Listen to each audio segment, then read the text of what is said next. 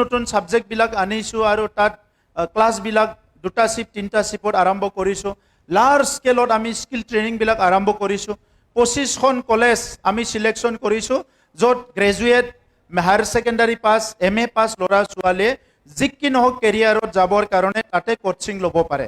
25খন college, এটা ডিষ্ট্ৰিক্টত 5খন college আমি সিলেক্ট কৰিছোঁ।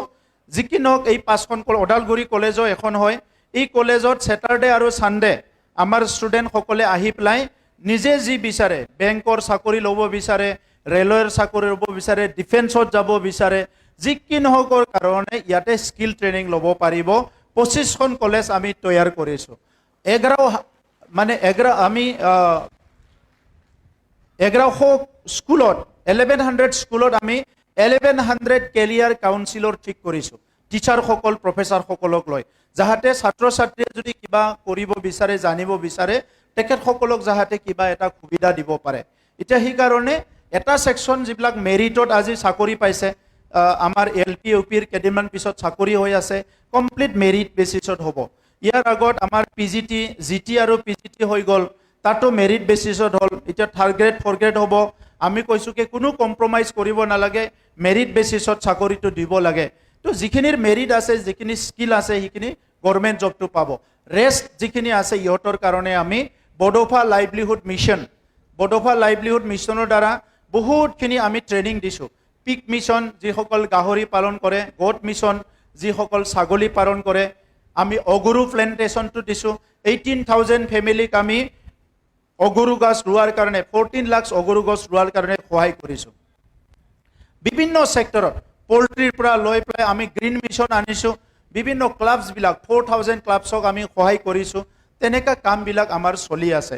গতিকে ইউথসকলক আমি বিভিন্ন কামৰ কাৰণে নিজৰ সামৰ্থ্য অনুযায়ী, নিজৰ কেপাচিটি, ইফিচিয়েঞ্চি অনুযায়ী বেলেগ বেলেগ কামত আমি ছাপোৰ্ট কৰিবলৈ 25খন কলেজত আমি ট্ৰেইনিং আৰম্ভ কৰিছোঁ। আৰু সেই ট্ৰেইনিংটোত আমাৰ ল'ৰা ছোৱালীসকলো ৱেবছাইটত আমি দিয়া হ'ব, আৰু ৱেবছাইটত চবেই এপ্লাই কৰিব পাৰিব। আৰু তেখেতসকলক বিভিন্ন এমপ্লয়মেণ্টৰ কাৰণে BTR চৰকাৰে অনাগত দিনত 100% সহায় কৰি যাব। Thank you. Thank you sir. মই আৰু কোনোবা যদি প্ৰশ্ন কৰিও মই তেখেতৰ ওচৰত আহিব বিচাৰিছোঁ। हेलो सर, मेरा नाम करण शर्मा है। मैं गांव गरेमारी से आया हूं और मैं अभी KBRT कॉलेज पर BA 5th सेम पर पढ़ रहा हूं। सर, मेरा आपसे ये सवाल है कि सर, आप दिन भर इतने बिजी रहते हैं, आपका इतना बिजी शेड्यूल है, इतना बिजी रहने के बावजूद आप अपने काम पर इतना फोकस कैसे कर पाते हैं सर? इसका सीक्रेट क्या है sir? Thank you sir. Thank you Sharma ji. आप जानते हैं APJ अब्दुल कलाम जो मिसाइल मैन बोलते थे, हमारे देश की एक समय पे प्रेसिडेंट ऑफ इंडिया थे।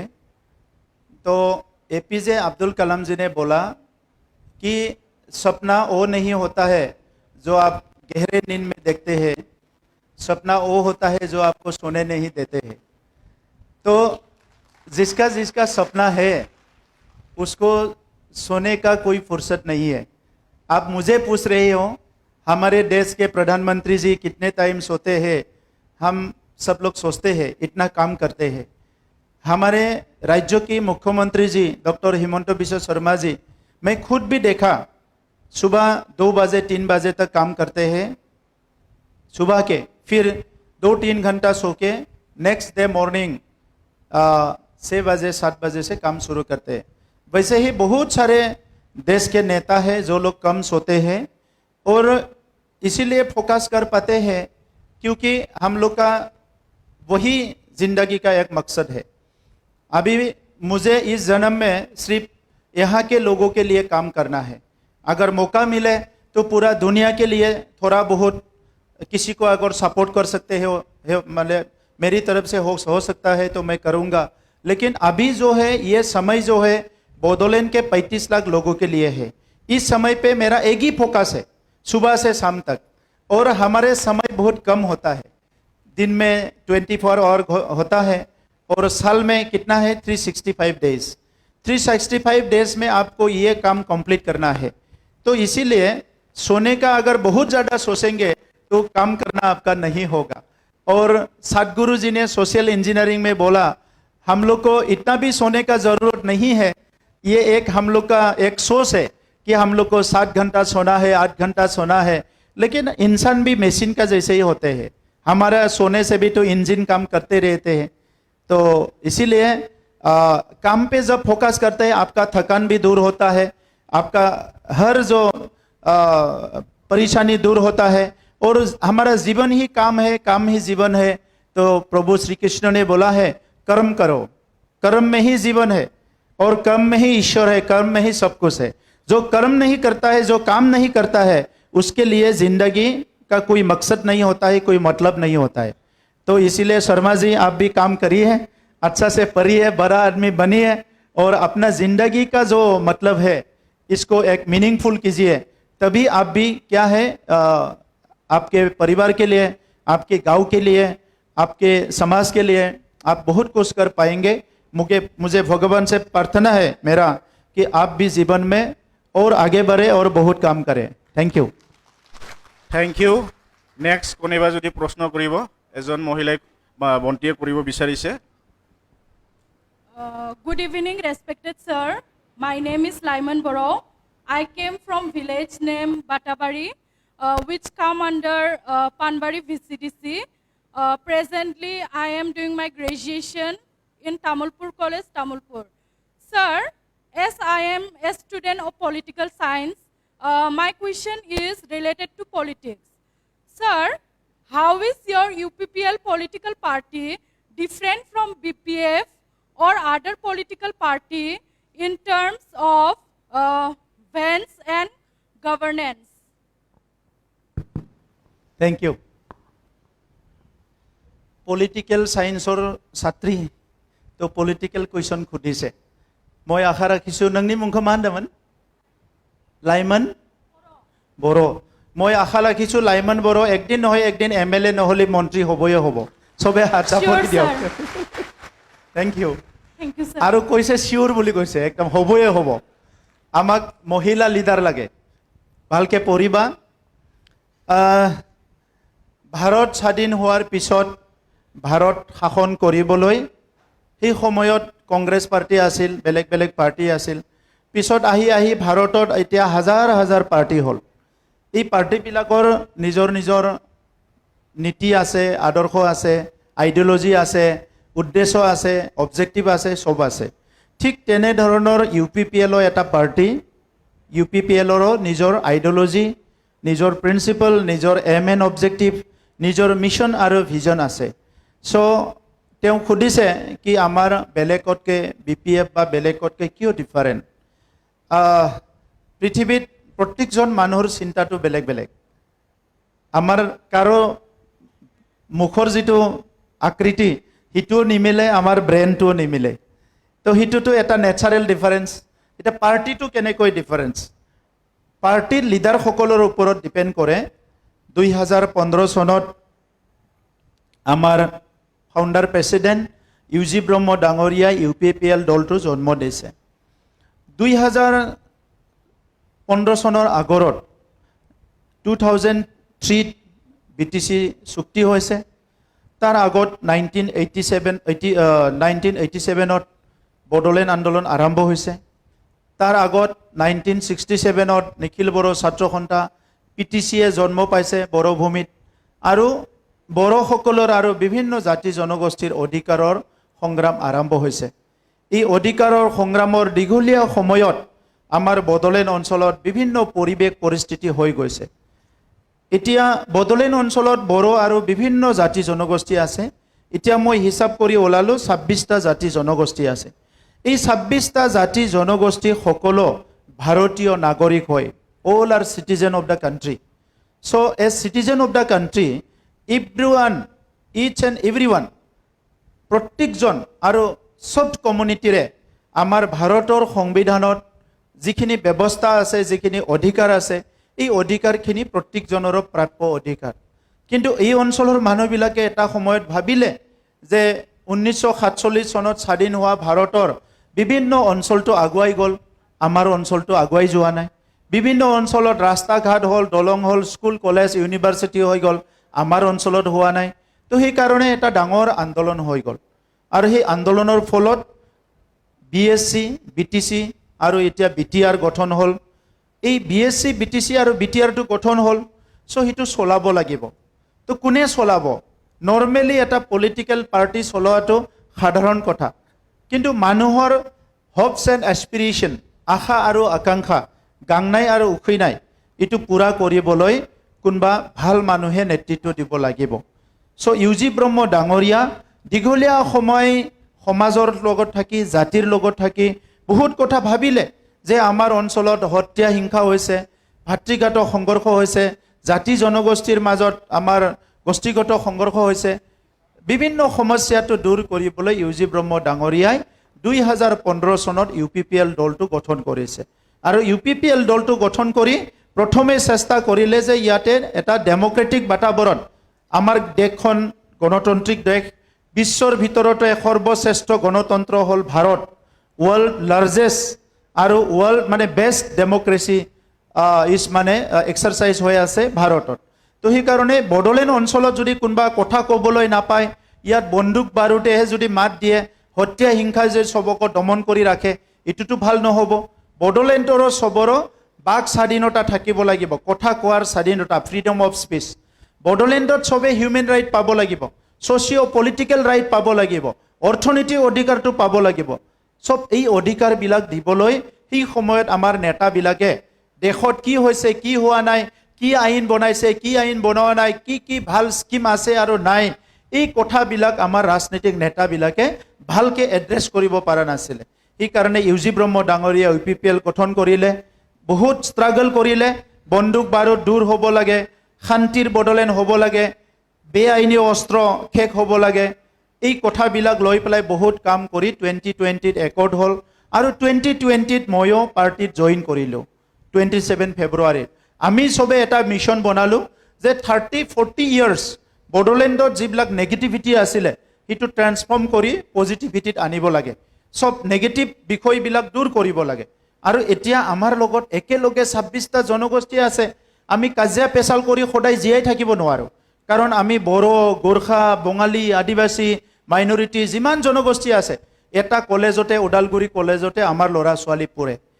ওদালগুৰি হস্পিটেলত ডক্টৰ আছে, এই ডক্টৰৰ তাত ইয়াত মাইনৰিটিও আহে, আদিবাসীও আহে, অসমীয়াও আহে, চবেই আহে।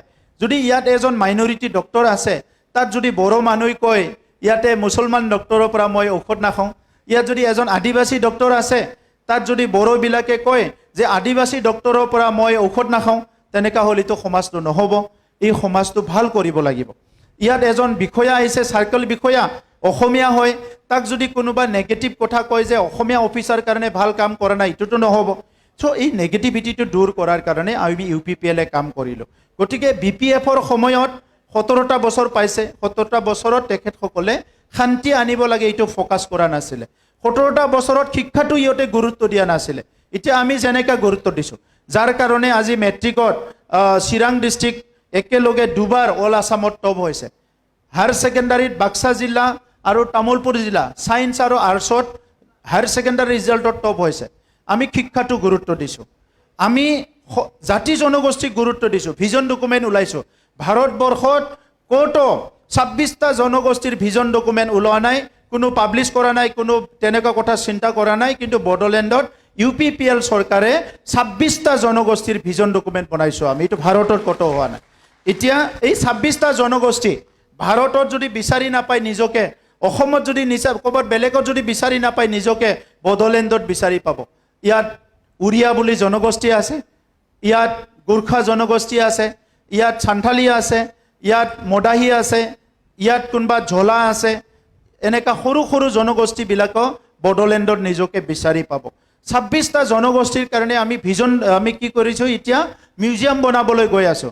26টা জনগোষ্ঠীৰ আমি ইথনোগ্ৰাফি, ইতিহাস লিখিবলৈ গৈ আছোঁ, যাতে চবে প্ৰাউড ফিল কৰিব পাৰে যে মোৰো এটা ইতিহাস আছে, মোৰ জনগোষ্ঠীটো এটা জনগোষ্ঠী হয়, তেনেকুৱা ফিল কৰিব পাৰে। এই কামবিলাক কৰিছোঁ, মাটিৰ কামবিলাক কৰিছোঁ আমি, কাৰণ মাটি নহ'লে মানুহ জীয়াই থাকিব নোৱাৰে।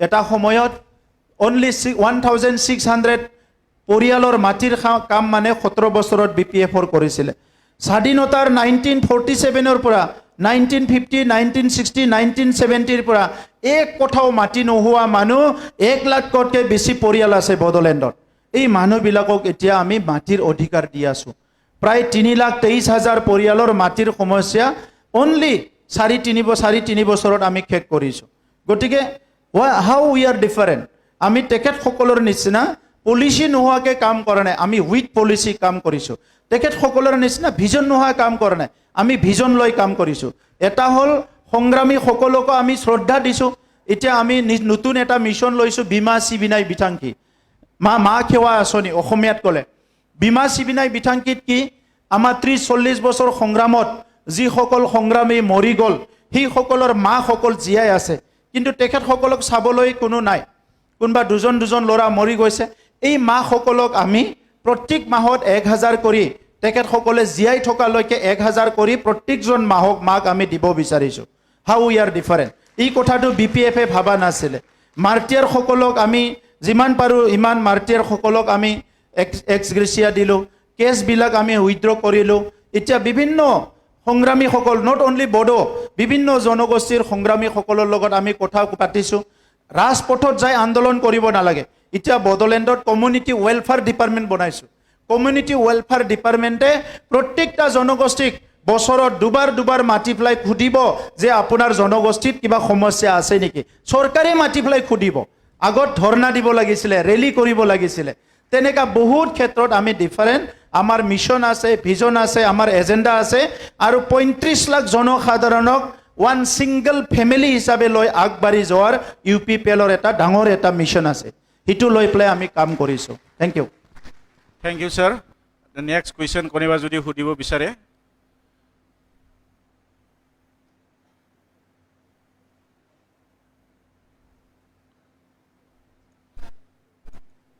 মাইকটো অন হোৱা নাই মাইকটো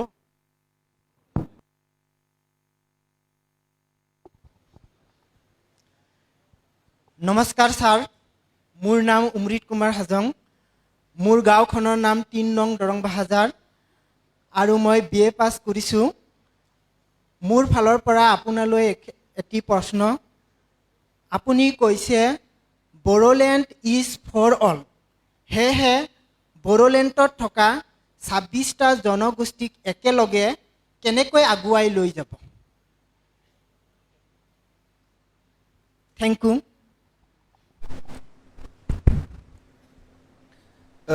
কি নাম কৈছিলে ভাইটি অমৃত কুমাৰ হাজং অমৃত হাজং ক'ত ঘৰ নম্বৰ 3 দৰং বাহাজাৰ নাম্বাৰ 3 দৰং বাহাজাৰ দৰংগা হাজাৰ থ্যাংক ইউ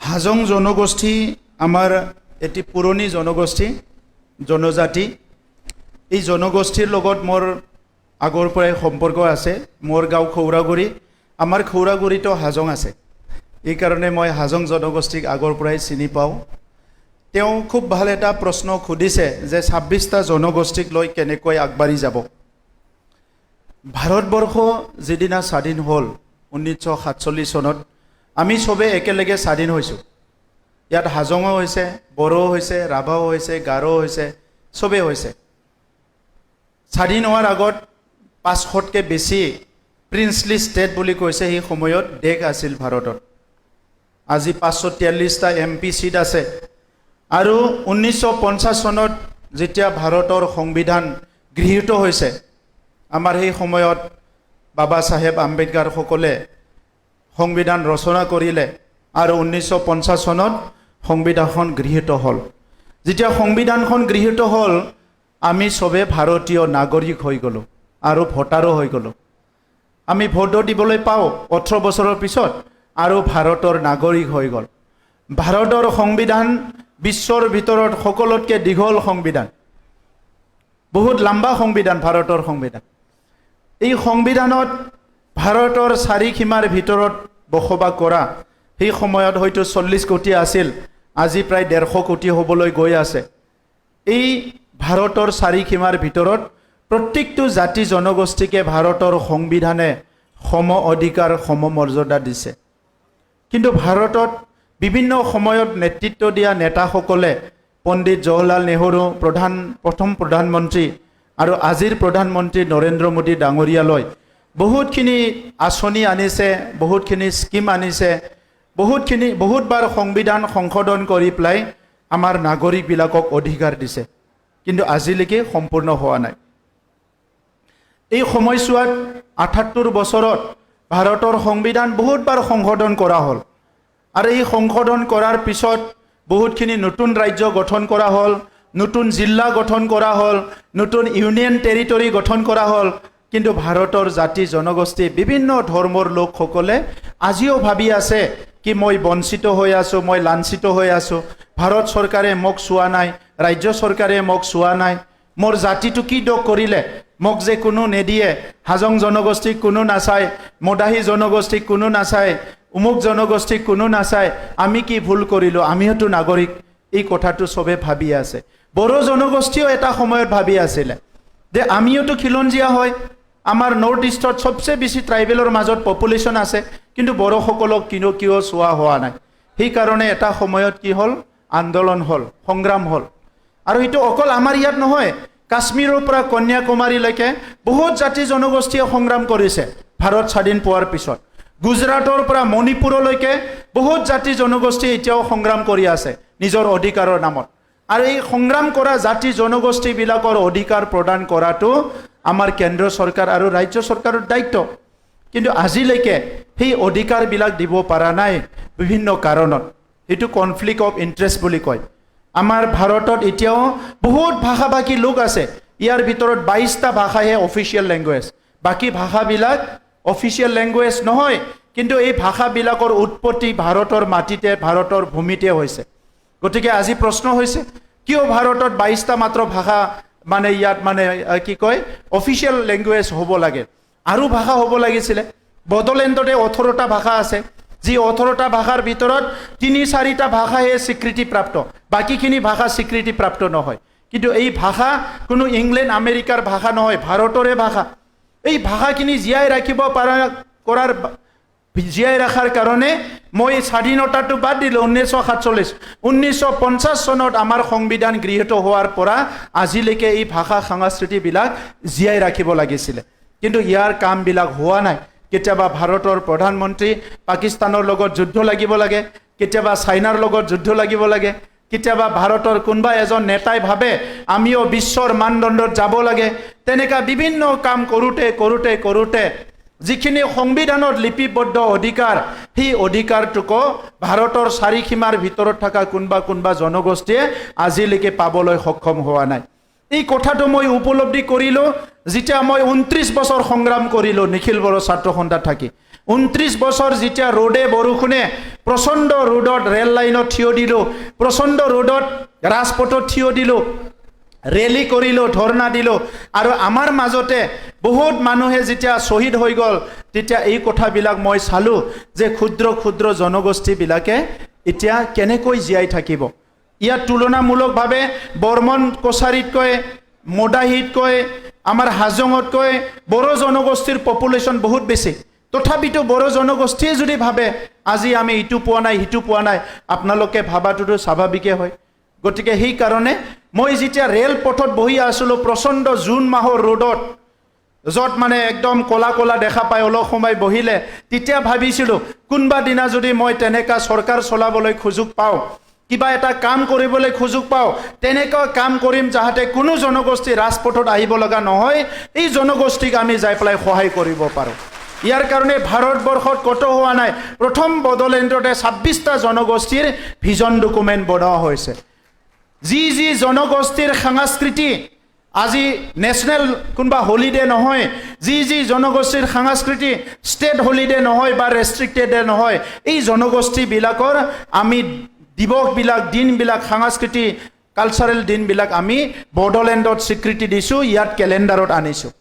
গতিকে হাজংসকলৰো কোনোবা এটা দিন আছে, মই মুখাস্ত কৰা নাই।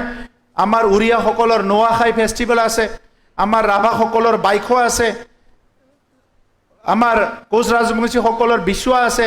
তেনেকুৱা বিভিন্ন জনগোষ্ঠীৰ এটা এটা দিন বড়োলেণ্ডত আজি সব জনগোষ্ঠীয়ে যাতে বেলেগত বিচাৰি নাপালেও বড়োলেণ্ডত বিচাৰি পায় ইয়াৰ কাৰণে সবৰ এটা দিৱসটো আমি অফিচিয়েল কেলেণ্ডাৰত আনিছোঁ যাতে অফিচিয়েলি আপোনালোকক স্বীকৃতি দিব পাৰোঁ মই যেতিয়া প্ৰথমতে খৰণীয়া কছাৰী জনগোষ্ঠীয়ে বা গোসাই উৎসৱটো ৰেষ্ট্ৰিক্টেড হলিডে লাগে বুলি মই চিভ হোৱাৰ লগে লগে অফিচত গৈছিলে আৰু তেতিয়া মই এজন অফিচাৰক ক'লো যে মোতকৈ সিনিয়ৰ হয় আগতে সংগঠন কৰি যোৱা মই ক'লো যে দাদা আমাৰ সেক্ৰেটাৰী অফিচৰ যে ক'লো যে এইটো আপুনি লিখি দিয়ক খৰণীয়া কছাৰী জনগোষ্ঠীয়ে তেখেতসকলৰ বা গোসাই ফেষ্টিভেলটো ৰেষ্ট্ৰিক্টেড হলিডে বিচাৰিছে অফিচাৰজন লৈ গুচি গ'ল আধা ঘণ্টা পিছত আহি মোক ক'লে যে এইটো কিয় দিব লাগে কি লাভ হ'ব আপোনাৰ মই ভাবিলোঁ যে এইটো কি প্ৰশ্ন হয় তো তেখেতে ক'লে আপুনি কাক কাক দিব আজি যদি খৰণীয়াসকলক দিয়ে কালি বেলেগো বিচাৰিব সবকো দিব নেকি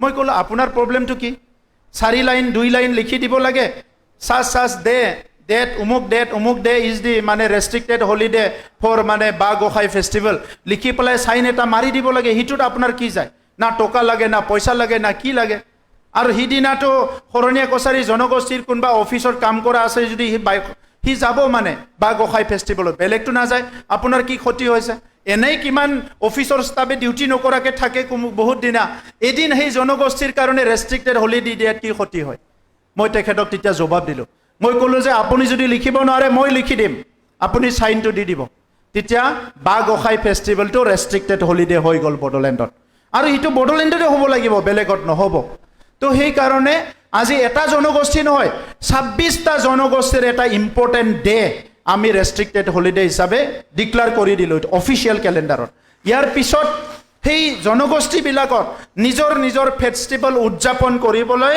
প্ৰত্যেকটো জনগোষ্ঠীকে 5 লাখ কৰি দিয়া হ'ব যাতে সব জনগোষ্ঠীয়ে সমানে আগবাঢ়ি যাব পাৰে কমিউনিটি ৱেলফেয়াৰ ডিপাৰ্টমেণ্টত সব জনগোষ্ঠীৰ জাতীয় সংগঠনবিলাক ৰেজিষ্টাৰ্ড হৈ থাকিব যেনেকৈ আমি ভিজন ডকুমেণ্টত মাটি কথা পাতিছোঁ এতিয়া ইথনোগ্ৰাফি লিখিবলৈ সবকো আমি মাটি কথা পাতিম এতিয়া লাহেকৈ সব জনগোষ্ঠীকে আমি সম্পূৰ্ণভাৱে সহায় কৰা কাম আগবাঢ়িছে য'ত আমি 26টা জনগোষ্ঠীৰ মিউজিয়াম বনাম তাত আৰু এটা ইনষ্টিটিউশ্যন থাকিব কোনোবা যদি ভাৰতৰ কোনোবা যদি আমেৰিকাৰ জাৰ্মানৰ কোনোবা স্কলাৰে আমাৰ তাত ৰিচাৰ্চ কৰিব আহে বিচাৰিব আহে মই অমুক জনগোষ্ঠীৰ ওপৰত ৰিচাৰ্চ কৰিম তেতিয়া এটা জনগোষ্ঠী নহয় এটা ঠাইতে তেখেতে 26টা জনগোষ্ঠী বিচাৰি পাব আৰু 26টা জনগোষ্ঠী ৰিচাৰ্চ কৰিব পাৰিব গতিকে বড়োলেণ্ডত সকলো পৰিচয় আজি ওপৰত আহি গ'ল যি জনগোষ্ঠীবিলাকে স্বাধীনতাৰ পৰা এতিয়ালৈকে প্ৰধানমন্ত্ৰী গৃহমন্ত্ৰী ভাৰতৰ ডাঙৰ মন্ত্ৰীবিলাকক হোম সেক্ৰেটাৰী ডাঙৰ মানুহবিলাকক লগ পোৱা নাই সেই জনগোষ্ঠীবিলাকৰ ইতিহাস সেই জনগোষ্ঠীৰ আশা আকাংক্ষা যিটো নেকি আমাৰ ভিজন ডকুমেণ্টত লিখা হৈছে এইটো ভাৰতত সবতো পঠাই দিয়া হৈছে আপুনি যাব পৰা নাই আপোনাৰ কথাখিনি কিন্তু মেইন টেবুলত অলৰেডি মই পৌঁছাই দিলোঁ যাতে অহাকালি পৰহি কিবা পলিচি হ'লে ভাৰতত আপুনিও জাগা পায় এইখিনি কামটো কৰিলোঁ গতিকে আমাৰ ভাইটিয়ে যেটো সুধিছে প্ৰত্যেকটো জনগোষ্ঠীক একেলগে লৈ যাব বিচাৰিছোঁ কাৰণ আমি সবে মানৱ জাতি আমি ধৰ্ম ভাষা বৰ্ণ পিছতে জন্ম হৈছে কিন্তু আসলতে আমি সবে মানৱ জাতি আৰু সকলো সমমৰ্যাদা সম অধিকাৰ একেলগে আমি আগবাঢ়ি যাব লাগিব এই মিছনটো আজি UPPL চৰকাৰৰ সময়ত আমাৰ নেতৃত্বত আমি এই ভিজনটো বনাইছোঁ আৰু এইটো আগুৱাই লৈ যাম আপোনালোকে দেখিব যে অহা 10 বছৰৰ পিছত ইয়াত কোনো এটা জনগোষ্ঠীয়ে কাৰো পিছত পৰি নাথাকিব সমানে সবে আগবাঢ়িব পাৰিব থ্যাংক ইউ স্যাৰ মই এতিয়া নেক্সট কুৱেশ্যন যাব বিচাৰিছোঁ কোনোবা যদি কৰিব বিচাৰে বহুত প্ৰশ্ন কৰা হেৰি ওলাইছে আমাৰ মাইক্रोफोन गुड इवनिंग सर मेरा नाम आनंद ठाकुर है और मैं घाघरा VCDC से आया हूँ सर और मैंने अपना ग्रेजुएशन टंगला कॉलेज से किया है और सर अभी मैं UPSC का तैयारी दिल्ली से कर रहा हूँ सर मेरा ये क्वेश्चन आपसे है सर जब आप BTR के CEM बने या आज जब आपने BTR का CEM का ओथ लिया तो सर आपको सबसे ज़्यादा प्रॉब्लम और चैलेंजेस कहाँ आया और सर आपने उन प्रॉब्लम्स और चैलेंजेस को कैसे ओवरकम किया thank you sir thank you Thakur भाई मैं काफ़ी बार जब पत्रकार लोग प्रश्न लाते हैं, प्रश्न मुझे पूछते हैं, ये आपने जो पूछा है वो लोग भी मुझे पूछा और आज भी मुझे पूछ रहा है कि आने वाले चुनाव में सबसे बड़ा चैलेंज क्या होगा, क्या है, कौन सा पार्टी है। तो मैं सरकार में जब आए थे एज ए न्यू कमर, नया आदमी, मैं जिंदाबाद मुर्दाबाद करता था, सड़क पे आके सरकार में बैठ गया। तो पहले इधर से और उसके बाद उधर से, दोनों साइड से करना है। तो ये मेरे लिए इतना चैलेंजिंग नहीं हुआ क्योंकि मैंने ऑलरेडी बोला 29 साल मैं सोशल एक्टिविस्ट था। उस समय पे भारत के आसाम के ब्यूरोक्रेट्स, जो आमोला बोलता है हम लोग, ब्यूरोक्रेट्स कैसे काम करते हैं, पॉलिटिशियन लोग कैसे काम करते हैं, इसके बारे में थोड़ा बहुत जानकारी मुझे मिल चुके थे, थोड़ा बहुत एक्सपीरियंस मुझे मिल चुके थे। जो बोलते हैं कि ब्यूरोक्रेटिक रेड टेपिज्म कौन कहाँ कैसा काम करते हैं, इसके बारे में मुझे आइडिया था। तो इसीलिए बोडोलैंड में 2020 में जब हम लोग का सरकार आए, हम लोग देखा कि वहाँ पे पॉलिसी बोल के कुछ नहीं था। 17 साल बीपीएफ का सरकार था।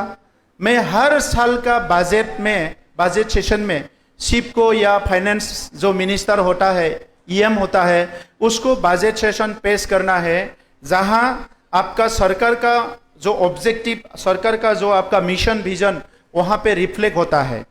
उसमें मैंने 17 साल हाग्रामा महिलारी जी का उसका जो बजट सेशन में जो वो पॉलिसी पढ़ते हैं, उसको मैंने पढ़ के देखा कि उसमें कोई पॉलिसी ही नहीं था और 2900 करोड़ का लाइबिलिटी था और 2900 करोड़ एक काउंसिल में उधार जो है लाइबिलिटी छोड़ के जाना, ये बहुत बड़ा बात है कि इतना बड़ा प्रॉब्लम है ये, क्योंकि उस समय पे काउंसिल का बजट ही 600 करोड़ 700 करोड़ होता था साल में, लेकिन आप लोन मतलब आप क्या है लाइबिलिटी रखा है 2900 करोड़।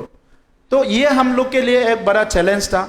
सरकार में कोई काम नहीं करते, मतलब गवर्नमेंट में ड्यूटी ठीक से नहीं करते, एक दूसरे के बात को कोई समझते नहीं, सुनते नहीं, ऐसा था। और हम लोग के पूरा पहले का टीम जो है हम लोग का खिलाफ था कि नया लोग आया है, क्या काम करेंगे, क्या जानता है, तो ऐसा बहुत बातें थे। लेकिन इसको हमने मैक्सिमम से मैक्सिमम 3 महीने में हमने इसको पूरा ऑर्गेनाइज किया, एक लाइन पे लाया। और उस समय पे ओपोजिशन ने हम सबको दोहराया था कि कल सरकार टूटेगा, परसों और सरकार टूटेगा, नेक्स्ट महीना सरकार टूटेगा, सरकार को तोड़ेंगे टूटेंगे करके हम लोग 5 साल खत्म कर दिया। तो ये 5 साल में बहुत कुछ सीखने को मिला, जानने को मिला, करने को मिला। देखिए दुनिया में ऐसा चैलेंज कुछ नहीं है, जिंदगी हम लोग को मिला है। पहले हम लोग को जो पुराने जमाने में हम लोग को दादा परदादा लोग जब थे, उस समय पे जरूर बहुत चैलेंज होगा। आज तो आपको सब कुछ गूगल में मिलता है। भारत के संविधान का कुछ चीज जानना है, गूगल में डायल कीजिए, ह्यूमन राइट का बात सब जानना है, आप यहाँ मिल जाएगा। संविधान का बात जानना है, आपको मिल जाएगा। ट्राइबल का लैंड राइट के बारे में जानना है, आप वहाँ गूगल में सर्च कीजिए, मिल जाएगा। हम लोग इतने अच्छे समय पे जन्म लिया है। और बाकी जो डेवलपमेंट का बात है, ये तो एक दिन में होगा नहीं। ये मैगी नहीं है कि आप उबला हुआ पानी में डाल देंगे और खाएंगे, है ना। और बोला है Rome was not build in a day, Rome was not build in a day. इसका मतलब क्या है, जो रोम सिटी है एक दिन में बनाया नहीं गया, बहुत साल लगा। भारत आजादी हुआ 1945 में, 1945 से आज तक क्या 78 ईयर्स हो गया। सड़क बनाना, स्कूल बनाना, कालभर बनाना, खेत में पानी डालना अभी तक खत्म नहीं हुआ। अभी भी हम लोग को बेटी बचाओ बेटी पढ़ाओ का नारा लगाना पड़ा। अभी भी हम लोग को स्वस्थ भारत के बारे में सोचना पड़ा। तो बहुत काम बाकी है। तो इसको हम लोग अपना काम के हिसाब से काम करना है। बहुत सारे समुदाय है जिसको अभी जमीन का अधिकार नहीं मिले थे। हम लोग सरकार में आके देखे कि 1 लाख परिवार ऐसा था जिसका 1 कट्ठा भी जमीन नहीं था। तो हमने मान लिया ये जो परिवार है इसको जमीन का अधिकार देना है। आज नहीं हुआ मतलब यूपीपीएल सरकार के टाइम में नहीं। यूपीपीएल सरकार तो सिर्फ साढ़े चार साल हुआ। 1960 में, 1950 में, 1970 में यूपीपीएल सरकार नहीं था। 1980 में, 1990 में भी नहीं था। 2010 में भी नहीं था। तभी लोगों को जमीन का अधिकार नहीं मिला। अभी हम लोग जमीन का अधिकार दे रहा है। बहुत लोगों को अपने भाषा संस्कृति का यहाँ कोई रिकॉग्निशन नहीं मिला, इन लोग को हम लोग रिकॉग्निशन दे रहा है। तो अभी चैलेंज बोल के कुछ नहीं है, जो समाज का समस्या है, इंसान का समस्या है, वही चैलेंज है। लोग समझते हैं कि एक इंसान दूसरे इंसान का चैलेंज है, ये चैलेंज नहीं है, ये ना समझ है। ना समझ के वजह से हम लोग का झगड़ा होता है। बोडोलैंड में एक समय पे हम लोग डेमोक्रेटिक मूवमेंट किया, लोकतंत्र जो हमारा देश है, तो इसमें डेमोक्रेटिक एक मीन से हम लोग का लोग नारा लगाया, धरना दिया, मूवमेंट किया। उसके बाद हथियार उठा लिया हमारे युवाओं ने, फिर मूवमेंट हो गया, खून खराबा हुआ, पुलिस मरा, वो भी हमारा आदमी है देश का, आर्मी मरा, वो भी देश का ही बेटा है, उग्रवादी मरता है, वो भी देश का बेटा है। ये कैसा जंग है जहां दोनों साइड में जो मरता है वो देशवासी है? ये कैसा जंग है दोनों साइड में रोता है वो हमारा ही माँ है? तो ये सो मूवमेंट खत्म करना पड़ेगा। 2009 में हमने इसको प्लेस किया था, पन लिया था कि बोडोलैंड से इलीगल वेपन को हटाना है, बोडोलैंड से हिंसा को हटाना है, तभी शिक्षा अच्छा होगा, शांति आएगा, अमन आएगा, हमारे अलग अलग समुदाय के बीच में फिर से एक अच्छा एक माहौल बनेगा। ये सारे बातों को सोच के हमने हथियार को दूर करने का बात सोचा था। आप देखिए 2009 में सारा इंडिया में, सारा नॉर्थ ईस्ट में, सारा असम में, सारा बोडोलैंड में हथियार के खिलाफ कोई आवाज नहीं उठाए थे, हम लोग पहले उठाए थे 2009 में। और आज देखिए हमारा नॉर्थ ईस्ट में बहुत राज्यों में अभी भी हथियार का प्रॉब्लम चल रहा है, लेकिन बोडोलैंड में हथियार का प्रॉब्लम नहीं है, इलीगल वेपन खत्म हो गया। 2009 में हमने पढ़ लिया था बोडोलैंड में शांति लाना है। हम लोग से पहले बीपीएफ सरकार था, वो लोग किसके साथ सरकार बने आप लोग देख चुके हैं, लेकिन शांति नहीं लाए थे। 5 साल यूपीपीएल आया हमारे साथ, ऊपर में जो भी है इन लोग को लेके, इन लोग के सपोर्ट से, सबको सपोर्ट लेके, सबसे मार्गदर्शन लेके आज हम लोग यहाँ शांति लाया। क्योंकि यूपीपीएल का एजेंडा ही शांति लाना था, पार्टी बनाने का एजेंडा ही शांति लाना था, अमन लाना था यहाँ पे। तो अभी हम लोग इसको लाया। तो इसीलिए मैं यहाँ पे जो जवानों, हमारे भाइयों है, यूथ है, मैं बहन है, मैं सबको रिक्वेस्ट करता हूँ, अपना समाज को प्यार कीजिए, लोगों को प्यार कीजिए। आप सिर्फ आपको भी प्यार कीजिए, आप खुद को भी प्यार कीजिए, लोगों को भी प्यार कीजिए। दुनिया में 2 शब्द है, यह है पीस एंड लव, जो दुनिया को बदल सकता है, पीस एंड लव। और हम लोग पीस एंड लव, ये 2 शब्दों को दूर रख के अगर कुछ करना चाहता है और नहीं होगा। हिंसा से हिंसा नहीं आता है, नफरत से नफरत नहीं मिटता है। आप अगर हिंसा करेगा फिर हिंसा ही होगा, नफरत करेगा तो नफरत ही मिलेगा। आपको प्यार करना पड़ेगा, आपको लोगों के बारे में पॉजिटिव सोचना पड़ेगा। इसीलिए अभी बोडोलैंड में हम लोग का कोई नेगेटिव नहीं है। कोई भला बुरा बोले, पॉलिटिकली कोई हम लोग को गाली दे, भला बुरा बोले, मुझे कुछ बोलना नहीं है। ओनली फोकस इज बोडोलैंड के 26 समुदाय और 35 लाख लोगों को आगे लेके जाना है। दुनिया हम लोग को छोड़ के बहुत दूर चला गया है, हम लोग को आगे बढ़ना है। और इसके लिए महात्मा गांधी जी ने हम लोग को मार्गदर्शन किया, अब्दुल कलाम जी ने हम लोग को मार्गदर्शन किया, विवेकानंद जी ने हम लोग को मार्गदर्शन किया। कितने लोग थे भारत में महान लोग जिसने मार्गदर्शन किया। उसी मार्गदर्शन से हम लोग को चलना है और एक अच्छा बोडोलैंड बनाना है। Thank you. Thank you sir. अभी हम लोग दूसरा क्वेश्चन लेंगे, कोई पूछना है तो।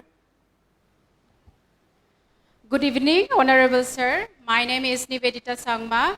I have come from Dumruguri VCDC and village is Bononguri. I have done my graduation from Nehru University in Shillong.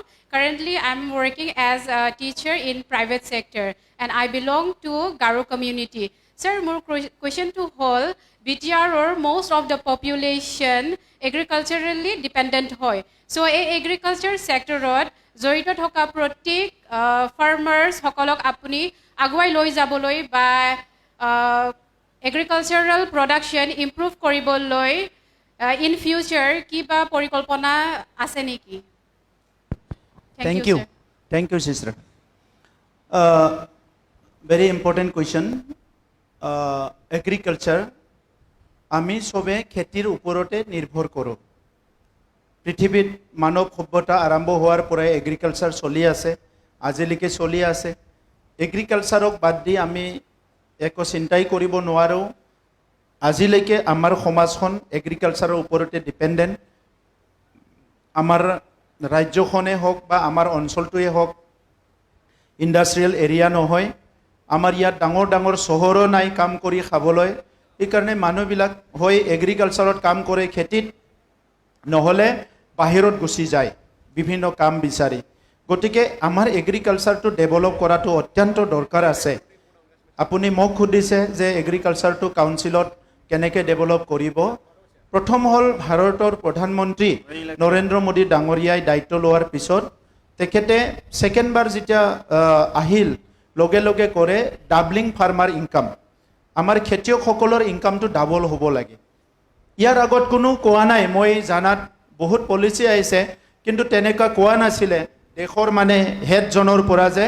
Farmer ইনকামটো ডাবল হ'ব লাগে তো নৰেন্দ্ৰ মোদী ডাঙৰীয়াই যেতিয়া ক'লে ফাৰ্মাৰ ইনকামটো ডাবল হ'ব লাগে তেতিয়া মই বহুত ভাল লাগিল কাৰণ ময়ো ক্লাছ 8ৰ পৰাই মই হাল চলাইছোঁ খেতি কৰিছোঁ যেতিয়া প্ৰথম নাঙল ধৰিছিলোঁ তেতিয়া এনেকা ধৰিছিলোঁ নাঙলটো এনেকা ধৰিবলৈ ইমান ওখ নাছিলোঁ মই ক্লাছ 8ত পঢ়া সময়ত আৰু তেতিয়া 8, 9, 10, 11, 12 প্ৰায় 4-5 বছৰ মই খেতি কৰিছিলোঁ ঘৰত আৰু খেতিৰ ওপৰত এটা ভাল ধাৰণা আহি গ'ল মোৰ একদম সৰু বয়সতে সেইটো মাত্ৰ নহয় বেলেগ বেলেগ তামোল কেনেকৈ ৰুব লাগে আমাৰ চান ধৰা বুলি কয় তামোল ৰুলে বাঁহ কেনেকৈ ৰুব লাগে 45 এংগলত ৰুব লাগে সব কথাবিলাক মই দেউতাৰ পৰা শিকিছিলোঁ এইকাৰণে এগ্ৰিকালচাৰৰ প্ৰতি মোৰ বহুত এটা টান আছে আৰু মোৰ বিশ্বাস আছে কিন্তু কি হয় আমাৰ ইয়াত বহুত খেতিয়ক আছে যাৰ 5 বিঘা মাটি নাই তেখেতসকলক মাৰ্জিনেলাইজ ফাৰ্মাৰ বুলি কয় আমাৰ বহুত খেতিয়ক আছে যিসকলৰ মাটিয়ে নাই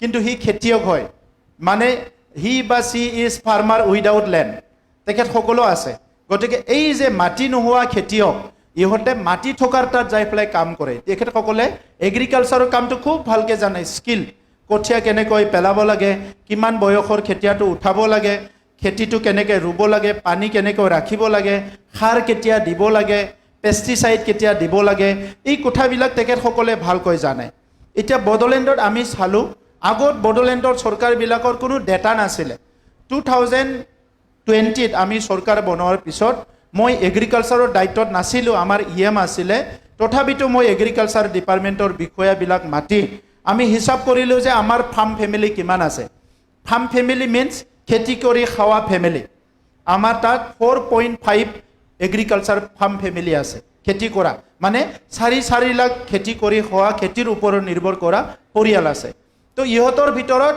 10 বিঘা মাটি থকা ওপৰত থকা কিমান পৰিয়াল আছে 50 বিঘাৰ ওপৰত থকা কিমান আছে 5 বিঘাত থকা কিমান আৰু 5 বিঘাৰ তলত থকা কিমান আছে এই হিচাপবিলাক ওলালো আৰু লগতে কোন খেতিটো কিমান আমাৰ উৎপাদন হয় আৰু বড়োলেণ্ডৰ খেতিৰ পৰা কিমান পইচা আহে তো 2020ত আমি হিচাপ যেতিয়া কৰিলোঁ 2019-20 ফাইনেন্সিয়েল ইয়াৰ বিত্ত বৰ্ষ 2019-20ত আমাৰ কিমান আহিল টকা খেতি বিক্ৰী কৰি খেতিৰ ফচল বিক্ৰী কৰি 1900 কৰোৰ 1900 কোটি বড়োলেণ্ডৰ সব খেতিয়ক লগ লাগি তামোল লেমন আদা আলু ৱাটাৰমেলন ধান সব বিক্ৰী কৰি আমাৰ পইচা আহিছে 1900 কৰোৰ আৰু তেতিয়া আমাৰ ধান খেতি হৈছিলে প্ৰায় 7 লাখৰ পৰা 8 লাখ মেট্ৰিক টন তেতিয়া আমি খেতিয়কবিলাক অফিচাৰসকলক ক'লোঁ যে কোনটো খেতিটো কৰাটো বেছি ভাল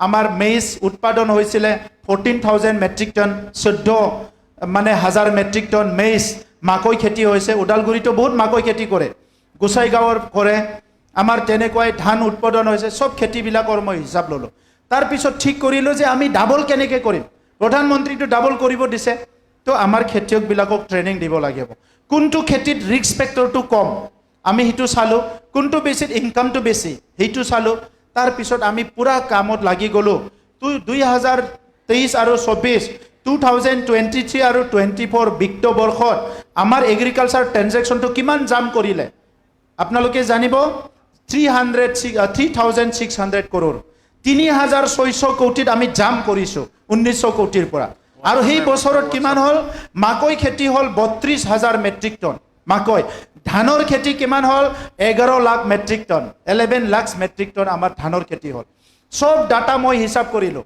নহ'লেতো মোক কিয় লাগে ইয়াত পলিটিক্সত বেলেগ মানুহবিলাকতো কৰি আছিলে মই যিহেতু আহিছোঁ কিবা এটাতো কৰিব লাগিব গতিকে খেতিয়কৰ ল'ৰা খেতিটো ভালকৈ কৰিব লাগিব সেই সময়ত আৰু এতিয়ালৈকে আমি ধুনীয়াকৈ খেতিটো চাই ল'লোঁ এগ্ৰিকালচাৰ এণ্ড এলাইড ছেক্টৰ এতিয়া এগ্ৰিকালচাৰত আমাৰ হাই পটেঞ্চিয়েলটো কি স্পেচিছ আমি আদা খেতি চবে জানে বহুত টকা পায় আদা খেতি কৰিলে হালধি খেতি চবে জানে আমাৰ ওদালগুৰিত লকডাউনৰ সময়ত ৱাটাৰমেলন যিটো আছিলে তৰমুজ সেইটো মাটিত পেলাই দিব লগা হৈছে 1 টকা কিলো হৈছে ত্ৰিপুৰাত বিক্ৰী কৰিব বিচাৰে গৈছিলে তাতেও নহ'ল বহুত সাৰপ্লাছ আমাৰ ৱাটাৰমেলন মেট্ৰিক টন আপোনালোকে শুনিছে বিজনীৰ পৰা বাক্সাৰ পৰা আমাৰ যিটো আসাম লেমন বুলি কয় সেইটো লণ্ডনলৈ সাপ্লাই হৈছে আমাৰ বিভিন্ন খেতি আছে যিটো ফৰেনলৈ গুচি যায় যাৰ কাৰণে বিজনীৰ এজন খেতিয়কে আমাৰ পদ্মশ্ৰী বঁটা পালে যোৱা বছৰ সো এতিয়া আমাৰ এগ্ৰিকালচাৰটো বহুত অৰ্গেনাইজ হৈ গ'ল প্ৰত্যেক বছৰে আমি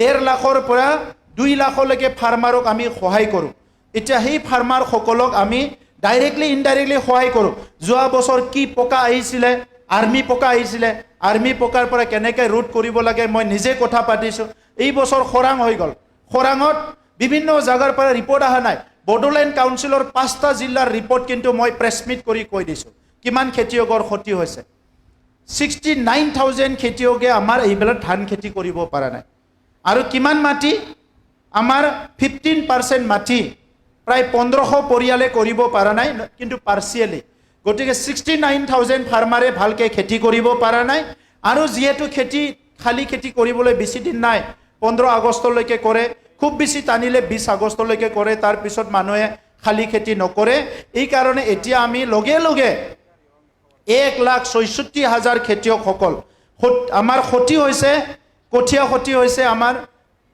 ধান ৰুৱা ধানো আমাৰ ক্ষতি হৈছে বৰষুণ নোহোৱাৰ কাৰণে কিন্তু যিটো জিলাত বহি আছো আমি এই জিলাটো এবাৰ সবচে বেষ্ট খেতি কৰিছে কাৰণ ইয়াত বৰষুণটো মাত্ৰ 30% ডিফিচিয়েন্সি হৈছে বৰষুণ কম পৰিছে মাত্ৰ 30% তামুলপুৰ আৰু বাক্সাত 72% বৰষুণ পৰা নাই কিমান বহুত বেছি ক্ষতি হৈছে গতিকে আমি 1,66,000 পৰিয়ালক অলৰেডি মাহ খেতি কৰিবলৈ তিল খেতি কৰিবলৈ মাকৈ খেতি কৰিবলৈ যাক যি লাগে সহায় কৰিবলৈ অলৰেডি এডিও অফিসত আমাৰ সাব ডিভিজন এগ্ৰিকালচাৰ অফিস আৰু এইয়ে এক্সটেনশন অফিসাৰবিলাকক ফৰ্ম দি দিছোঁ আমাৰ খেতিয়কবিলাক যাই পেলাই তাতে কাম কৰিব পাৰে এতিয়া আমি নেৰামেকৰ লগত লগ লাগি বিভিন্ন কোল্ড ষ্টৰেজ বনাই আছোঁ আমাৰ অঞ্চলত 3টাকৈ আমি কি কয় ফুড প্ৰসেসিং সেন্টাৰ আমাৰ চুক্তিখনত আমি লিখি আনিছোঁ এটা লালপুলত হ'ব ওদালগুৰিত এটা বাক্সাত হ'ব এটা কোকৰাঝাৰত হ'ব 3টাকৈ আমি ফুড প্ৰসেসিং আনিছোঁ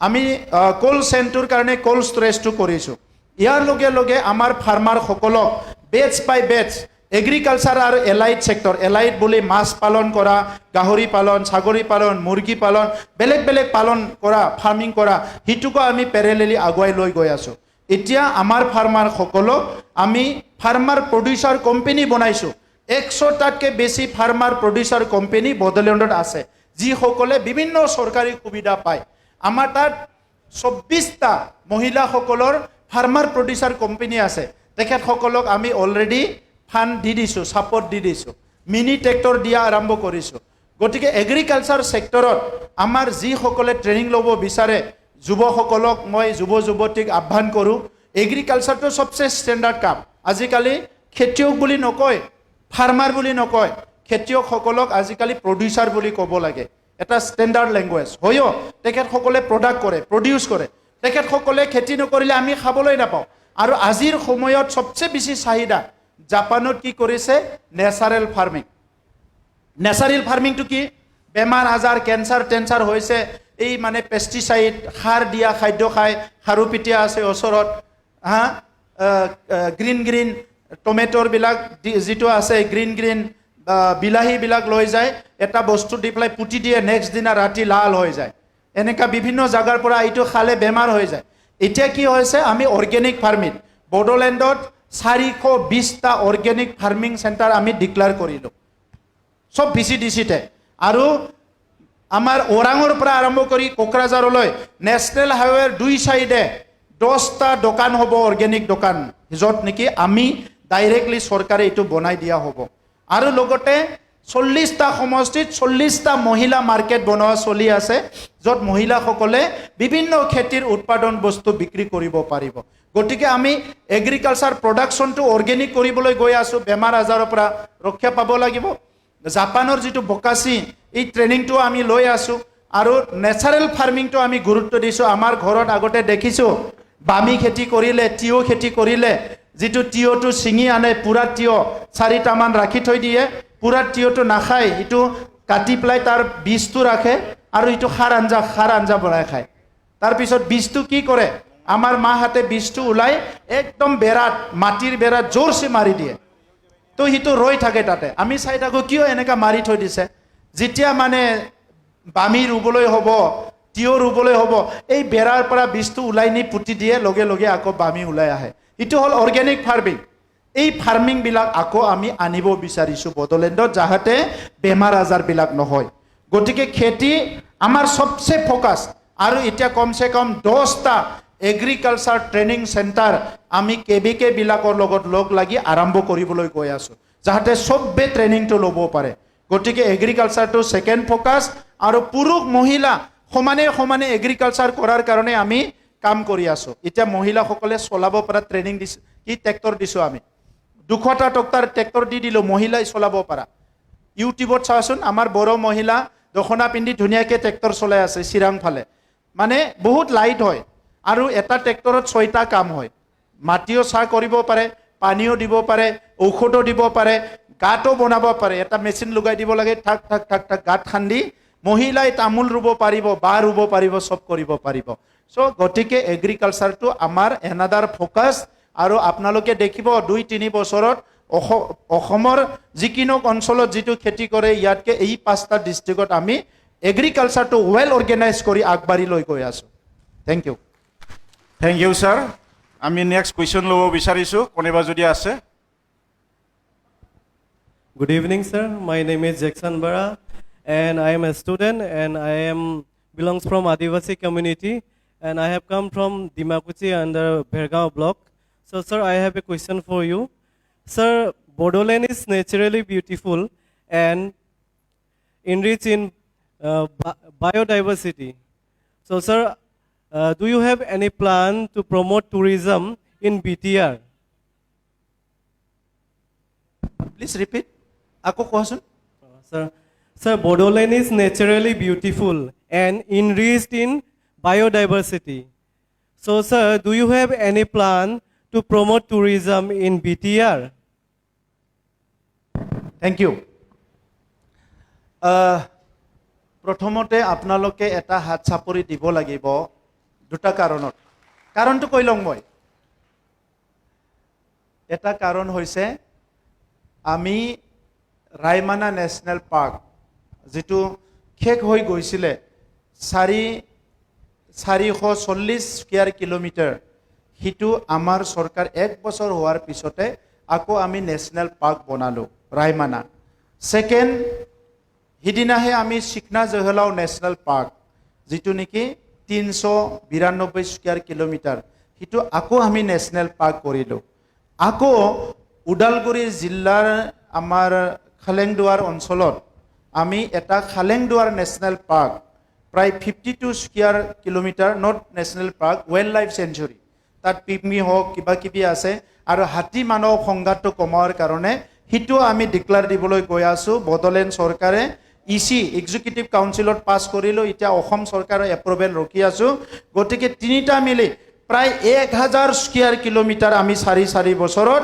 নেশ্যনেল পাৰ্ক আৰু ৰিজাৰ্ভ ফৰেষ্ট আমি ডিক্লেয়াৰ কৰিছো এতিয়া আমাৰ ভাইটিৰ প্ৰশ্নটো হ'ল টুৰিজিম চাওক আজি দেশবিলাকৰ যিটো ইকোনমি হিটো টুৰিজিমে বহুত মানে বেছি আগুৱাই লৈ গৈ আছে আমাৰ দেশত কেৰালা বুলি এখন ৰাজ্য আছে য'ত টুৰিজিমৰ পৰা বহুত টকা পায় তেনেকা বিভিন্ন ৰাজ্য আছে এই ৰাজ্যবিলাকে টুৰিজিমৰ ওপৰতে অৰ্থনীতিটো বহুত আগুৱাই গৈ আছে তো আমাৰ ইয়াতো সবে আজি যিমান বাহিৰৰ মানুহ আহে সবে কয় যে আপোনালোকে টুৰিজিমৰ কাৰণে কি কৰিছে টুৰিজিমৰ কাৰণে কি কৰিছে টুৰিজিমৰ কাৰণে কি কৰিছে হয় আমাৰ বড়োলেণ্ডটো ইমান সুন্দৰ পৰ্বতজৰা ছাইডত যাওক কোকৰাঝাৰ ছাইডত আমাৰ ভূটানৰ ওচৰে ওচৰে আপ টু ভৈৰৱকুণ্ড ইমান বিউটিফুল তাত গ'লে আমাৰ এনেকুৱা লাগে যে আধা বেমাৰ শেষ হৈ গ'ল ওপৰত নদীৰ ওচৰত গ'লে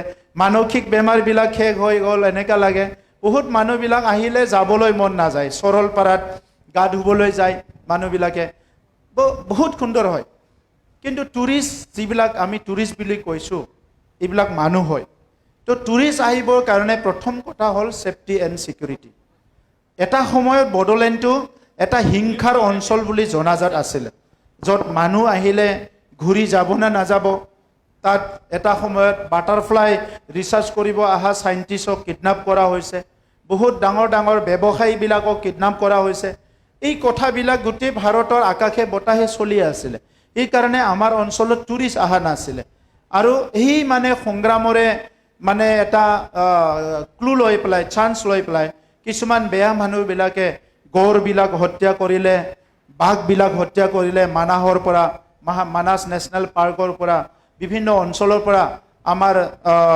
ৱাইল্ড লাইফ বন্যপ্ৰাণীবিলাক হত্যা কৰিলে দামী দামী গছবিলাক কাটি পেলালে সব সাইডৰ পৰা ধ্বংস হৈ গ'ল এতিয়া আমি এইবিলাক ৰিজেনেৰেট কৰি আছোঁ এইবিলাক ৰেষ্টৰ কৰি আছোঁ আমাৰ গোল্ডেন লাংগুৰটো আমি পুনৰ প্ৰটেকশ্যন দিয়াৰ কাৰণে কাম কৰি আছোঁ সব ৱাইল্ড লাইফ আৰু নেচাৰেল যিটো আমাৰ ফৰেষ্ট এইবিলাক ৰেষ্টৰ কৰাৰ কাৰণে আমি কাম কৰি আছোঁ পৰ্বতজৰাৰ ফালেও আমাৰ বহুত এনক্ৰচ হৈ গ'ল তথাপিতো আমি তাতেও এটা ৱাইল্ড লাইফ বনাবলৈ জাগা ওলাই আছোঁ যাতে ৱাইল্ড লাইফ চেঞ্চুৰী আমি বনাব পাৰোঁ সো এইখিনি কাম যোৱা 4টা বছৰত আৰু লগতে লাখ লাখ গছ পুলি ৰোৱা কামো কৰিছোঁ আমি গছ পুলি ৰোৱা ফৰেষ্টটো ঠিকমতে ৰাখা আজি আপোনালোকে 3 বছৰ হোৱাই নাই আমাৰ ৰায়মানা নেশ্যনেল পাৰ্ক অলৰেডি তাতে মানে আমাৰ ব্লেক পেন্থাৰ আহি গ'ল বিভিন্ন জন্তু অলৰেডি ওলাই গ'ল তাতে যেতিয়া জংগলটো প্ৰটেকশ্যন দিয়া হ'ল হৰিণাৰ সংখ্যা বহুত বাঢ়ি গ'ল সো এইবিলাক আমি লাহে লাহেকৈ 4 বছৰত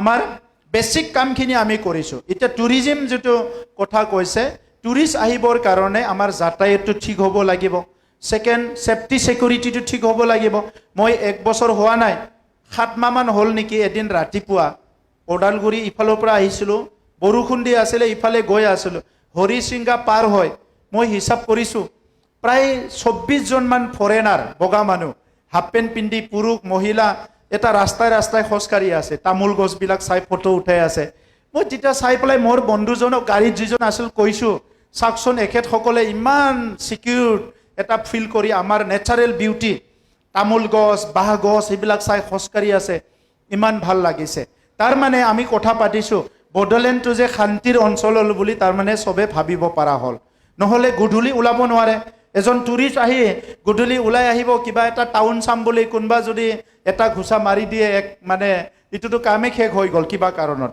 কিবা বেয়া কথা দুটা কৈ দিয়ে এটো সব শেষ হৈ গ'ল সো এইবিলাক আমি লাহে লাহে লাহে লাহে পৰিৱেশটো ঠিক কৰিব ওলাইছোঁ এতিয়া এই বছৰ কিমান হ'ল আমি এমাহ আগত 2 মাহ আগত হিচাপ কৰিছিলোঁ এই বছৰত জানুৱাৰী মাহৰ পৰা ধৰি আমাৰ মে মানলৈকে মে এণ্ড মানলৈকে 80,000 পৰ্যটক আমাৰ এৰিয়াত আহি গ'ল এই বছৰ তাৰ আগত 60,000 আছিল তাৰ আগত 40,000 আছিল আহি আহি এই বছৰ শেষলৈকে হয়তো 1 লাখৰ বেছি টুৰিষ্ট আমাৰ অঞ্চলত আহি যাব ইটো কাৰণটো কি শান্তি আহি গ'ল নিৰাপত্তা আহি গ'ল আগতে হৰিসিংগা ওদালগুৰিত বহি কোনবা পৰিয়ালে বাহিৰৰ আলহীকে মাতিব ভয় কৰিছিলে হঠাৎ বন্ধ হৈ যায় নেকি ৰিটাৰ্ণ যাব নোৱাৰে নেকি গধূলিয়ে কিবা হয় নেকি মাৰামাৰি হয় নেকি এইবিলাক মানে কি হয় বহুত কিছুমান ফেক্টৰ বহুত কিছুমান মানে কাৰক মানে পৰিৱেশৰ ওপৰত নিৰ্ভৰ কৰে এই কাৰণে এতিয়া আমি স্বদেশ দৰ্শনৰ পৰা কোকৰাঝাৰৰ 70 কোটি টকা পাইছোঁ বড়োলেণ্ড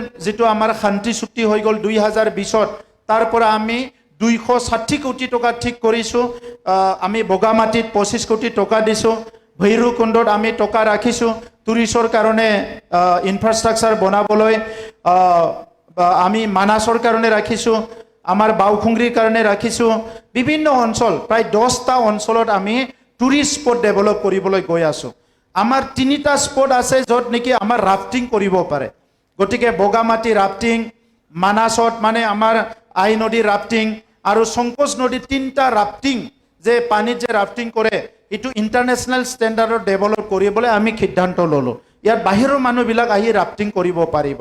কোকৰাঝাৰত এটা পেৰাগ্লাইডিং চেণ্টাৰ আছে আমাৰ বাউখুংগ্ৰী পাহাৰত। এই পেৰাগ্লাইডিং চেণ্টাৰটো প্ৰত্যেক বছৰত যাহাতে এনুৱেল ইভেণ্ট হ'ব পাৰে, এই পেৰাগ্লাইডিংটো আমি তাত আমাৰ জানা মানুহ আছে, মোহন ব্ৰহ্ম বুলি আমাৰ আগৰ ফৰেষ্ট অফিচাৰ, তেখেতসকলক দায়িত্ব দি পেলাই আমি সেইটো ইণ্টাৰনেশ্যনেল লেভেলৰ পেৰাগ্লাইডিং চেণ্টাৰ বনাবলৈ গৈ আছোঁ, য'ত নেকি বাহিৰৰ ল'ৰা ছোৱালী আহি পেলাই ইয়াতে মানুহবিলাক আহি পেৰাগ্লাইডিং কৰিব পাৰিব।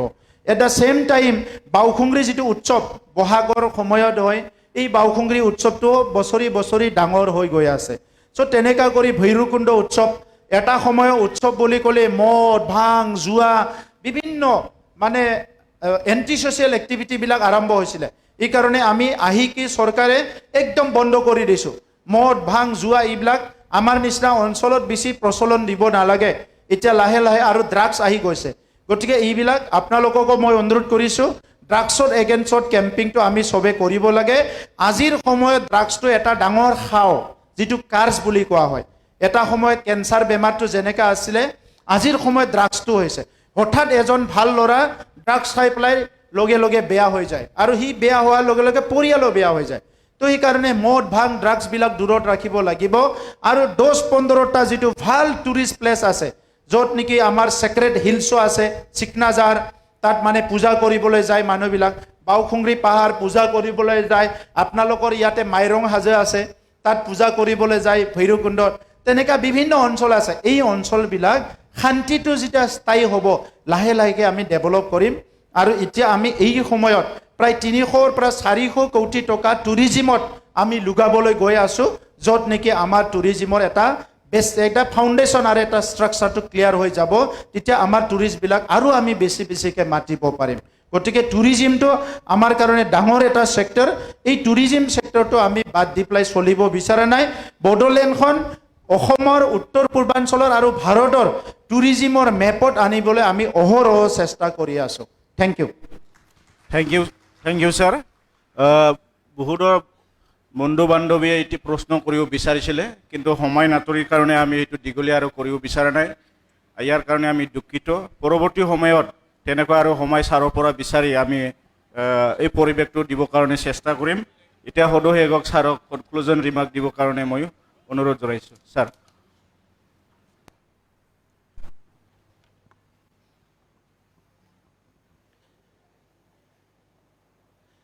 আমাৰ ওদালগুৰি জিলাৰ যুৱ বন্ধুসকল,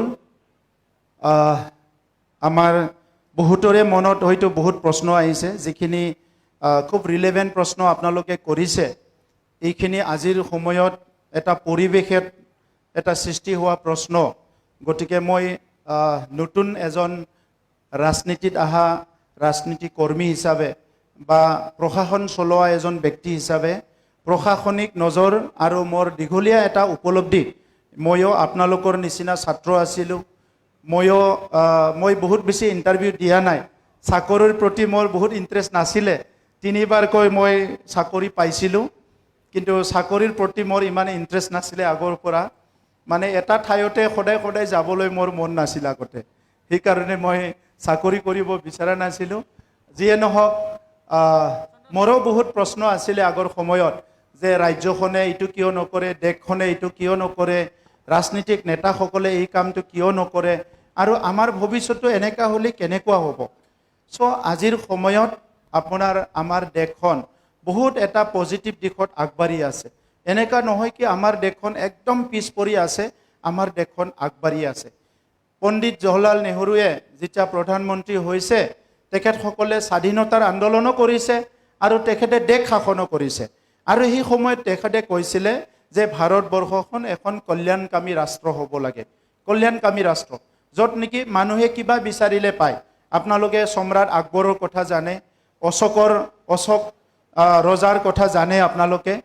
অশোকে কেনেকৈ শাসন কৰিছিল, আকবৰে কেনেকৈ শাসন কৰিছিল, আৰু সেই শাসনবিলাক আমাৰ যিটো ৰাম ৰাজ্য বুলি কৈছিলে এটা সময়ত, এইবিলাক কি আছিলে, প্ৰজাসকলৰ কাৰণে খুব ভাল পৰিৱেশত প্ৰজাসকলৰ আশা আকাংক্ষা পৰা প্ৰজাসকলৰ অভাৱ অভিযোগটো লৈ পেলাই সেই ৰজাসকলে, সেই নেতাসকলে চিন্তা কৰিছিলে। আৰু সেই প্ৰধানমন্ত্ৰী পণ্ডিত জৱাহৰলাল নেহৰু ডাঙৰীয়াৰ পৰা মাজত বহুত প্ৰধানমন্ত্ৰী আহিল গ'ল, চবে দেশৰ কাৰণে কিবা কিবা কৰি গ'ল, কিন্তু আজিৰ প্ৰধানমন্ত্ৰী নৰেন্দ্ৰ মোদী ডাঙৰীয়াই আমাৰ ভাৰতবৰ্ষত ডাঙৰ এটা ভিজন দিছে যে ভাৰতবৰ্ষখন বিকশিত দেশ হ'ব লাগিব, আত্মনিৰ্ভৰ দেশ হ'ব লাগিব। বিকশিত দেশ হোৱাৰ লগে লগে আমি চবে বিকশিত দেশৰ নাগৰিক হ'ব লাগিব। গতিকে সেই ষ্টেণ্ডাৰ্ড, সেই কেপাচিটি, সেই কোৱালিটি, সেই ইফিচিয়েঞ্চি আমাৰ থাকিব লাগিব।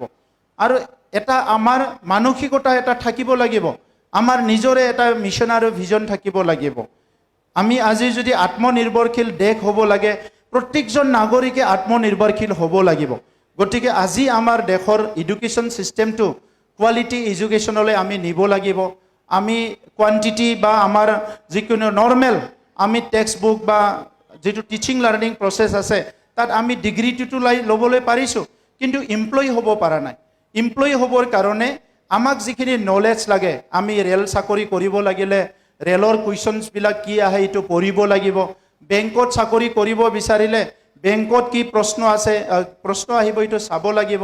APSC UPSC দিবলৈ মানে ফাৰ্ষ্ট ডিভিজন ছেকেণ্ড ডিভিজনৰ কথা নাই, এনি গ্ৰেজুৱেট APSC UPSC দিব পাৰে, কিন্তু ইয়াৰ কাৰণে আমি প্ৰিপেয়াৰ হ'ব লাগিব।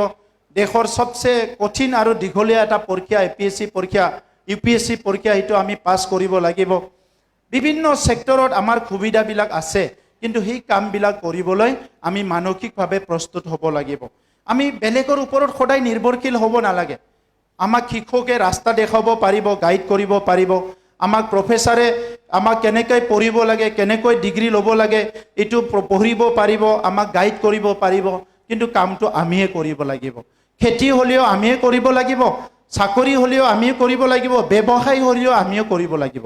গতিকে আজি আমাৰ কোৱালিটিৰ ওপৰত নিৰ্ভৰ কৰিছে, নট অনলি কোৱান্টিটি। আজিৰ সময়ত ছাৰ্ভাইভেল অফ দ্য ফিটেষ্ট যিটো আমাৰ থিয়ৰী আছে, এই ছাৰ্ভাইভেল অফ দ্য ফিটেষ্ট যদি থিয়ৰীত যদি আমি যাব লাগে, প্ৰত্যেকজনে সক্ষম হ'ব লাগিব। এই পৃথিৱীখন অক্ষম মানুহৰ কাৰণে নহয়, এই পৃথিৱীখন সক্ষম মানুহৰ কাৰণে, এই পৃথিৱীখন ফিটেষ্ট মানুহৰ কাৰণে। গতিকে আজি আমাৰ তাত নাই নহয় নহ'ব, ই বেয়া সি বেয়া বুলি কৈ থাকিলে নহ'ব। আমাৰ ঘৰখন আমিয়ে সজাব লাগিব। বড়োলেণ্ডখন 35 লাখ জনসাধাৰণ, 26টা জনগোষ্ঠীৰ এখন ঘৰ হয়। আপুনি আজি ই বেয়া সি বেয়া, ই জাতি বেয়া ই জাতি বেয়া তেনেকৈ ভাবি থাকিলে আমি বহুত নেগেটিভ হ'ম। যেতিয়া আপুনি ভাবিব ধৰিব চবেই ভাল, মানুহ মাত্ৰে ভাল, চব জনগোষ্ঠীয়ে ভাল, আপুনি গোটেই ভাল হ'ব। মই যেতিয়া প্ৰথম দিল্লীলৈ গৈছিলোঁ তেতিয়া মোক আমাৰ ছিনিয়ৰবিলাক কৈছিলে যে অমুক জাগাত দিল্লীত যাব নালাগে, বেয়া মানুহ থাকে, অমুক যাব নালাগে, পকেট মাৰে, দিল্লীত গ'লে ভালকৈ যাবা। প্ৰথম ট্ৰেইনৰ পৰা নামি পকেটটো ধৰি গৈছিলোঁ, কোনোবা পকেট মাৰিব নেকি বুলি। পিছত গৈ মই দিল্লীত ইমান বছৰ কাম কৰিলোঁ, আন্দোলন কৰিলোঁ, কিবা কৰিলোঁ, যিবিলাক বেয়া জেগা বুলি ক'লে তাত মই বেয়া মানুহ দেখা নাপালোঁ। এনেকুৱা হৈ গ'ল, হোটেলত থাকোঁ 600-700 টকাৰ পাহাৰগঞ্জত, যেতিয়া আন্দোলন হয় তেতিয়া হঠাৎ পইচা নোহোৱা হয়, মই হোটেলৰ পৰাও পইচা ধাৰ পোৱা হৈ গ'লোঁ। কেতিয়াবা চাহ খাবলৈ ৰাতি ধৰ্ণা আছে, নেক্সট দিনা ৰাতি 12টালৈকে টেণ্ট বনাই আছে, আমি নিজে টেণ্টৰ কাম কৰি আছোঁ। চাহ খাবলৈ যাবলৈ দোকানবোৰ বন্ধ হ'ল, ফোন কৰি দিলে আমি যিটো হোটেলত আছোঁ তাত কেটলিত চাহ বনাই পঠাই দিয়ে গাড়ীত উঠাই, তাত আমি চাহ ঢালি খাইছিলোঁ। এনেকুৱা হৈ গ'ল, কিছুমান ধৰ্ণা দিলোঁ, আন্দোলন কৰিলোঁ দিল্লীত, আমাৰ পুলিচৰ পাৰ্মিশ্যন ল'ব নালাগা হৈ গ'ল। এনেকুৱা হৈ গ'ল, পাৰ্লিয়ামেণ্ট ষ্ট্ৰীট পুলিচ ষ্টেচনৰ SCPয়ে কয় কিসকা ধৰ্ণা হে, কিসকা আন্দোলন হে। আমি ক'লোঁ আমি আহিছোঁ, মই তেতিয়া ষ্টুডেণ্ট ইউনিয়নত আহিছে, অমুক আহিছে, তেতিয়া ইহঁতে কৈ আছে আপোনালোকে ধৰ্ণা দিব যদি পাৰ্মিশ্যনো নালাগে, কৰি লওক। মানে তেখেতসকলৰ ইমান বিশ্বাস আছে যে আমি আইনটো কেতিয়াও মানে কি কৰিতো আইন নাভাঙো, আইনৰ মানে বিপক্ষে কাম নকৰোঁ। আইনৰ সপক্ষত থাকি, শান্তিত থাকি, নিয়মত থাকিও নতুন এটা পৃথিৱীত গঢ়িব পৰা যায়।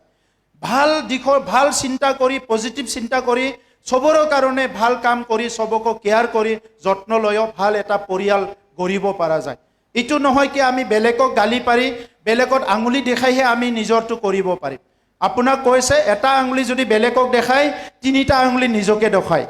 আপোনালোকে জানেনে? এটা আঙুলি যদি বেলেগক দেখায়, 3টা আঙুলি নিজকে দেখায়। ভাগ্য ভাল আঙুলিটো ইফালে 3টা আছে, বেছি থাকিলে আৰু নিজকে দেখালে হয়, বেলেগক এটাহে দেখাব পাৰে।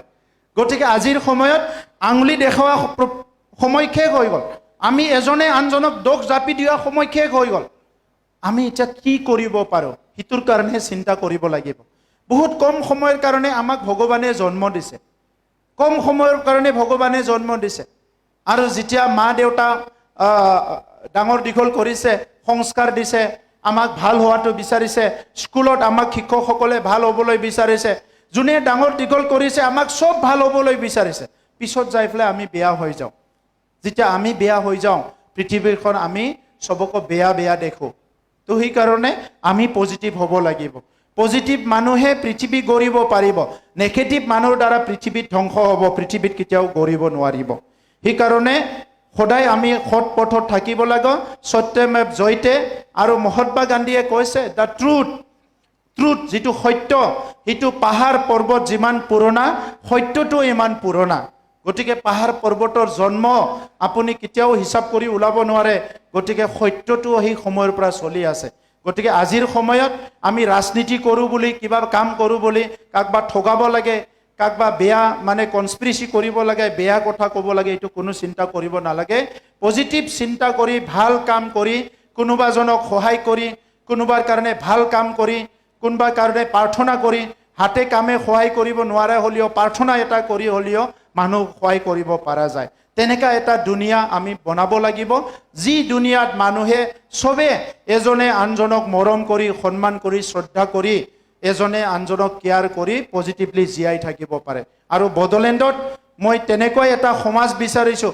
আজি নহয়, এদিন নহয় এদিন এনেকুৱা এটা সমাজ বড়োলেণ্ডত গঢ়িব লাগে, য'ত এটা জনগোষ্ঠীয়ে, এটা ধৰ্মই আনটো ধৰ্মক, এটা জনগোষ্ঠী, এটা ভাষাৰ মানুহ আনটো ভাষা, আনটো জনগোষ্ঠীক মৰম স্নেহ বিশ্বাস কৰি ভাতৃত্ববোধ লৈ জীয়াই থাকিব পাৰে। তেতিয়াহে বড়োলেণ্ডটো আগুৱাই যাব। মই সকলোকে ধন্যবাদ জনাই মোৰ বক্তব্য সামৰিছোঁ। ধন্যবাদ। ধন্যবাদ ছাৰ, আৰু সেই সময়টো দিয়াৰ কাৰণে। আৰু সদৌ এই কাৰ্যসূচীটো সফল কৰাৰ ক্ষেত্ৰত সহায় কৰাৰ কাৰণে তামোলপুৰ, বেৰগাঁও আৰু ওদালগুৰি ডিষ্ট্ৰিক্টৰ গোটেই কৰ্মীবৃন্দ, আমাৰ যিমান ইয়াত অংশগ্ৰহণ কৰা আমাৰ গেষ্ট EM, MCLA আৰু দলৰ কৰ্মীসকলক ধন্যবাদ দি আজিৰ কাৰ্যসূচীটো ইয়াতে সামৰিব। ধন্যবাদ। আৰু এটা ঘোষণা, আমাৰ সন্ধিয়াৰ আহাৰ ব্যৱস্থা কৰা হৈছে, তো চবে যাতে সেইটো উপভোগ কৰি যায়।